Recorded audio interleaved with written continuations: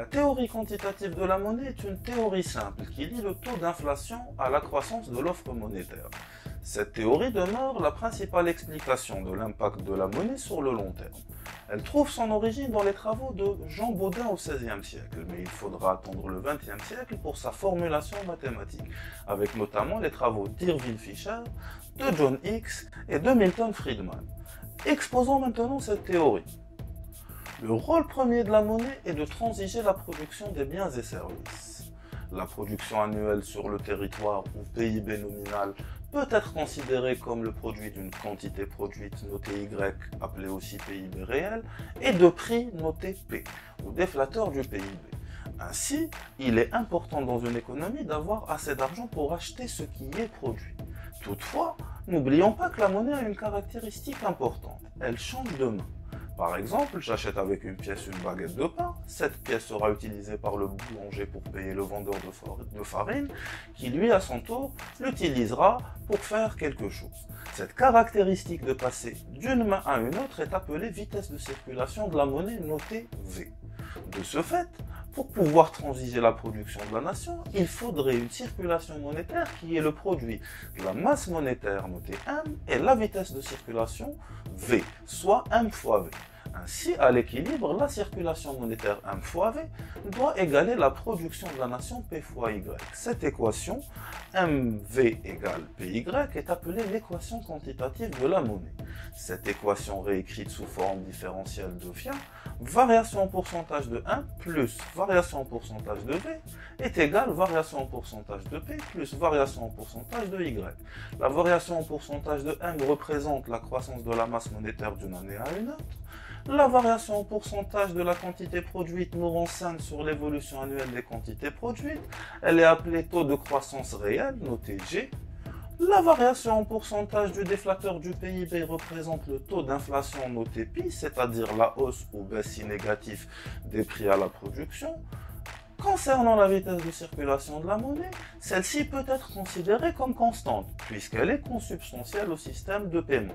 Sans une innovation majeure, il n'y a aucune raison pour que cette vitesse varie de manière significative d'une année à une autre. Il est donc assez réaliste de faire l'hypothèse que la variation en pourcentage de V est nulle puisque V est constant.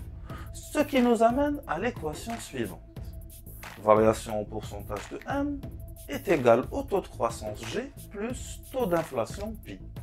En réordonnant les termes de cette équation, nous obtenons l'équation finale suivante.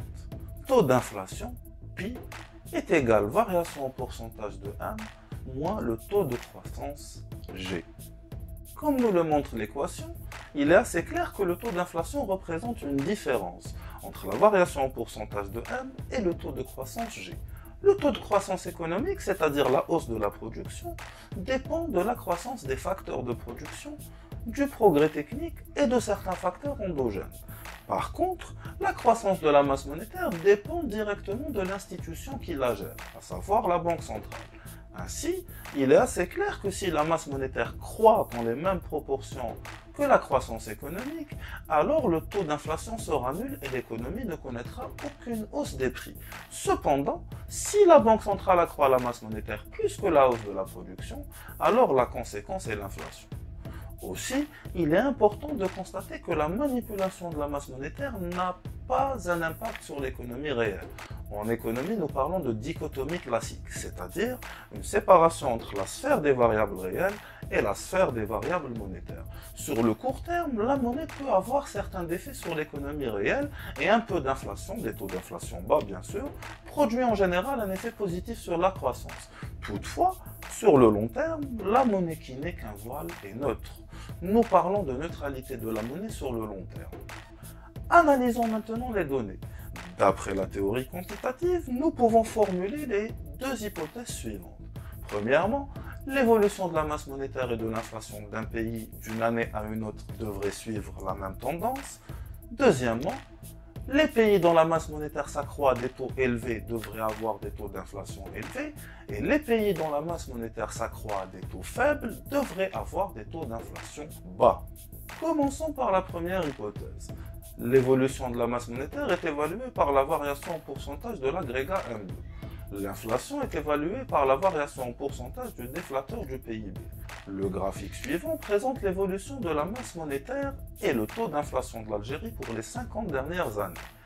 Une analyse visuelle rapide du graphique nous permet de remarquer que les courbes de la croissance de la masse monétaire, courbe de couleur bleue, et de l'inflation, courbe de couleur grise, pour les 50 dernières années suivent une même tendance.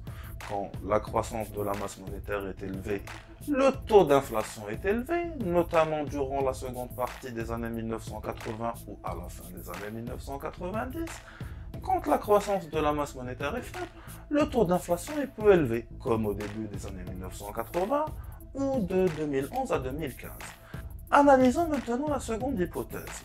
Le graphique suivant est un nuage de points dont chaque point représente un pays. Sur l'axe vertical sont présentés les taux d'inflation moyens mesurés par le déflateur du PIB pour la période allant de 2007 à 2016. Et la croissance en pourcentage moyenne de la masse monétaire sur la dernière décade est représentée sur l'axe horizontal.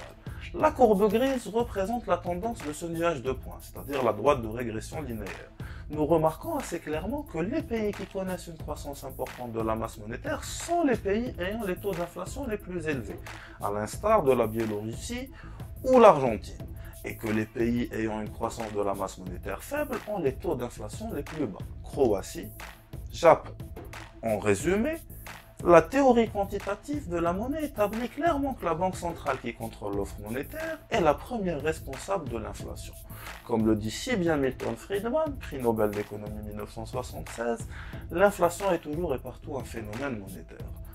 Maintenant que nous avons exposé d'un côté la relation entre la monnaie et l'inflation, et que nous avons identifié le coupable, à savoir la banque centrale, intéressons-nous maintenant au pourquoi de la chose. En d'autres termes, pourquoi la banque centrale augmente la masse monétaire ?